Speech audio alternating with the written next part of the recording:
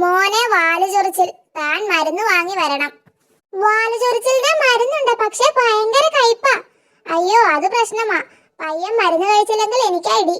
മരുന്ന് വെള്ളത്തിൽ കലക്കി കൊടുത്താൽ ഫലം കുറയുമോ? ഫലമൊന്നും കുറയില്ല, പക്ഷെ കയ്പ് കുറയില്ല. മരുന്ന് അകത്ത് ചെല്ലണമെന്നേ ഉള്ളൂ. വെള്ളത്തിലോ തീയിലോ എന്ത് വേണമെങ്കിലും കൊടുക്കാം. അഹഹാ, മരുന്ന് സൂക്ഷിക്കണം, വേറെ സ്റ്റോക്ക് ഇല്ല. എന്ത് കലക്കും ഐഡിയ. നല്ല മധുരമുള്ള പഴമാ. പിഴിഞ്ഞ ചാറെടുത്ത് ഇതിൽ മരുന്ന് ചതച്ചു ചേർത്ത് ഉരുട്ടി കൊടുക്കാം. കയ്പ് മാറി കിട്ടും. റെഡി. കുറച്ചെടുത്ത് നാവിൽ വെച്ച് നോക്കാം. ഹൈയടാ, സൂപ്പർ. കയ്പ മരുന്നാണെന്ന് പറയില്ല. സത്യത്തിൽ ഇതിലൊരു ബിസിനസ് സ്കോപ്പ് ഉണ്ടല്ലോ. പിള്ളേർക്ക് മരുന്ന് കഴിക്കാൻ എളുപ്പ വഴി. നിങ്ങളുടെ കുട്ടി മരുന്ന് കഴിക്കുന്നില്ലേ? കുട്ടിയും മരുന്നുമായി സൂത്രനെ വന്ന് കാണൂ. ഫീസ് 2 മീൻ. ഹിഹി, ഇത് കലക്കും. ബിസിനസിന്റെ കാര്യം ഫേമസ് ആക്കണം. കാട്ടിൽ പറഞ്ഞു പരത്തണം. സൂത്ര, ആ താൻ വന്നത് നന്നായി. ഇതൊരു മരുന്നാ. ഇത് വെച്ച ഒരു സൂത്രമുണ്ട്. പുതിയ ബിസിനസ്സാ. അതൊന്ന് പറഞ്ഞു വരുത്താൻ തനിക്ക് പറ്റുമോ? എന്താ പറഞ്ഞു വരുത്തേണ്ടത്? കുട്ടികൾ മരുന്ന് കഴിക്കുന്നില്ലെങ്കിൽ സൂത്രനെ കാണുക. ഇങ്ങനെ പറഞ്ഞാ മതി. ഹിഹി, ഇത് ഞാൻ ഏറ്റു. കുറച്ച് വെള്ളം കുടിക്കട്ടെ. ബുദ്ധി ആലോചിച്ചു ദാഹിച്ചു. കുട്ടികൾ മരുന്ന് കഴിക്കുന്നില്ലെങ്കിൽ സൂത്രനെ കാണുക. കുട്ടികൾ മരുന്ന്. താൻ ഇവിടെ തന്നെ ഇരുന്ന് പറഞ്ഞിട്ട് എന്താ കാര്യം? പറഞ്ഞുകൊണ്ട് പാറയിൽ പറക്കാനല്ലേ താൻ പറഞ്ഞത്? സട വളരാൻ വൈദ്യൻ ഒരു മരുന്ന് തരും. അത് വാങ്ങിക്കൊണ്ട് വരണം. ഇതാണ് മരുന്ന്. കുറെ വിത്തുകളാ. വിത്ത് കുഴിച്ചിട്ടാൽ സട വളരുമല്ലേ? അല്ല, ഈ വിത്ത് പൊടിച്ചു തിന്നാൻ പറയണം. ദിവസവും രാവിലെ. അങ്ങനെ 1 മാസം. 10-30 വിത്തുണ്ട്. കളയരുത്. കുറെ കൂടി വാങ്ങാമായിരുന്നു അല്ലേ സൂത്ര? എന്തിനാ? സടവിത്ത് കട തുടങ്ങാനോ? ഹഹഹാ. ഹമ്മോ, ഇനി താൻ പിടിക്കാമോ? കൈ വേദനിക്കുന്നു. ഞാനോ? അത് പറ്റില്ല. എനിക്ക് കയ്യിൽ ഭാരം എടുത്താൽ തുമ്മൽ വരും, അതുകൊണ്ടാ. അയ്യോ, അങ്ങനെയാണെങ്കിൽ വേണ്ട സൂത്ര. എങ്കിൽ കുറച്ച് റെസ്റ്റ് എടുക്കട്ടെ. കൈ വേദനിച്ചിട്ട് വയ്യ. ഷോ, തന്നെ കൊണ്ട് തോറ്റല്ലോ. ഹയടാ, ഒരു സൂത്രമുണ്ട്. ഹിഹി, കയ്യിൽ പിടിക്കണ്ട. ഒരു സഞ്ചി റെഡിയാക്കാം. സഞ്ചി വൈറൽ ജീവികളില്ലേ? ആ ഐഡിയ നോക്കാം. ഈ ഇല സഞ്ചിയാക്കി വയറിൽ വെച്ച് കെട്ടാം. ഹിഹിഹി. ഹയ്യടാ, ഇത് കലക്കി. ഇനി താൻ ഇത് കടിയന് കൊണ്ട് കൊടുത്തോ. ഹിഹിഹി. അയ്യോ, പിന്നെയും തളർന്നു. കുറച്ചു നേരം ഇരിക്കാം. ഇത് കൊടുക്കാൻ വേറെ ആരോടെങ്കിലും പറയാം. അയ്യോ, കരുനാക്കൻ. ഹേയ്, ഞാൻ കരുനാക്കനല്ല, വേറൊരു വവ്വാലാ. ഹാവൂ, ഞാൻ പേടിച്ചു പോയി. എനിക്ക് തീരെ വയ്യ. താനീ മരുന്ന് കടിയന് കൊണ്ട് കൊടുക്കാമോ? Okay, thank you. വയറിൽ സഞ്ചി കെട്ടിത്തരാം. ഭാരമെടുത്താൽ തനിക്ക് തുമ്മലൊന്നും വരില്ലല്ലോ. തളർന്നാൽ റെസ്റ്റ് എടുക്കണം കേട്ടോ. ചേട്ടാ, മരുന്ന് പുഴയിൽ പോയി. ചാദിച്ചോ? എങ്ങനെ? പുഴവക്കിലെ മരക്കൊമ്പിൽ തൂങ്ങി റെസ്റ്റ് എടുത്തതാ. ശരു, വേഗം മരുന്നെടുക്ക. കടിയൻ ഇങ്ങോട്ട് വരുന്നുണ്ട്. സൂത്ര, കാട്ടിലൊരു വാർത്ത പരന്നു. താൻ ഒരു കഴുതയെ തട്ടിയെന്ന്. കടിയന്റെ ഗുഹയിൽ സഹായത്തിന് ചെല്ലുന്ന ഉൾപ്പിരി കഴുതയെ സൂത്രൻ തട്ടിയെന്നാണ് വാർത്ത.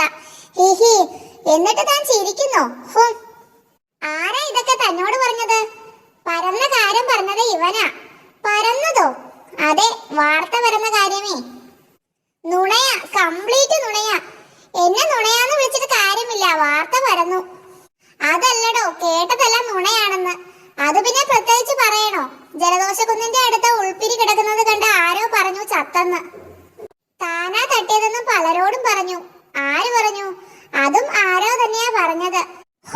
ഞാൻ എന്തിനു ഉൾപ്പിരിയെ തട്ടണം? അതല്ലേ തമാശ.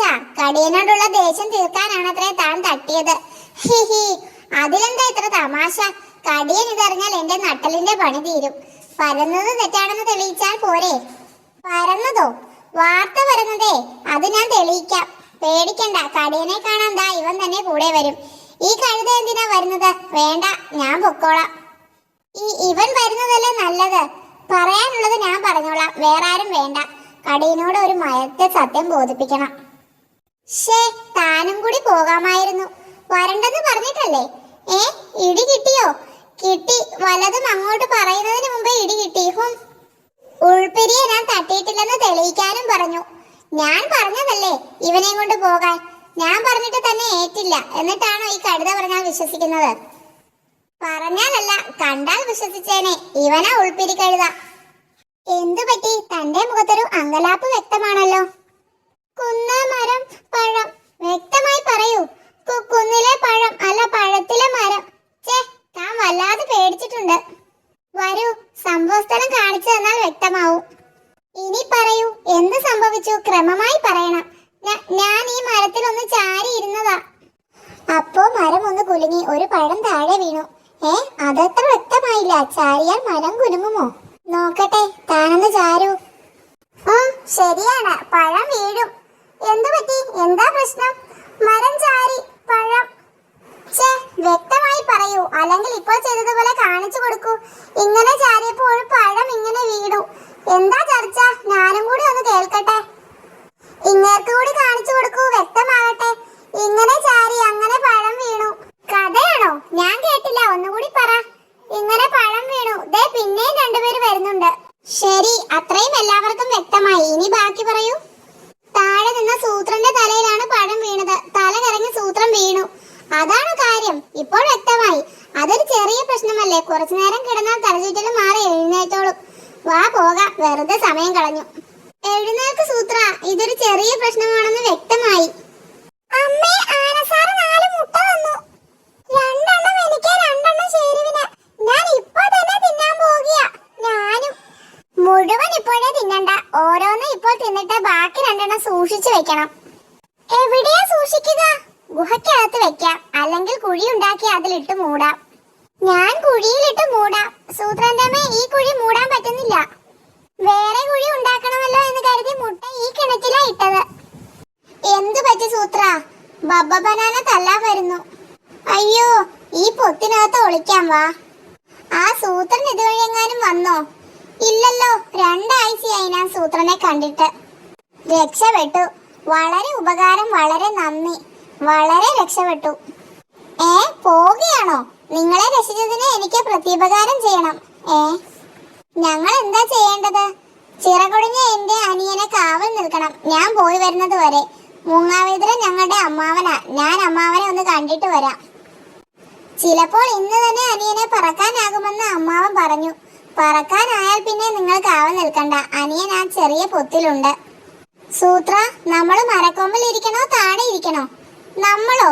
താൻ ഇരുന്നാ മതി, എനിക്കൊന്നും വയ്യ. അനിയൻ മൂങ്ങയ്ക്ക് പറക്കാറായോ എന്ന് നോക്കി താൻ തന്നെ കാവലിരുന്നു. മൂങ്ങാവൈദ്യരുടെ ബന്ധുവായതുകൊണ്ടാ, അല്ലെങ്കിൽ അനിയൻ എന്റെ വയറ്റിൽ പറന്നേനെ. സൂത്ര, ഓടിക്കോ, മൂങ്ങാപ്പട വരുന്നു. അനിയനെ പറക്കാറായോ എന്ന് ഞാൻ ടെസ്റ്റ് ചെയ്തതാ പ്രശ്നമായത്. ടെസ്റ്റ് ചെയ്തെന്നോ? എങ്ങനെ? മരത്തിൽ നിന്ന് ഞാൻ അവനെ താഴെ ഇട്ട് നോക്കി, പക്ഷെ അവൻ പറന്നില്ല. താഴെ വീണ് അവന്റെ കാലൊടിയുകയും ചെയ്തു.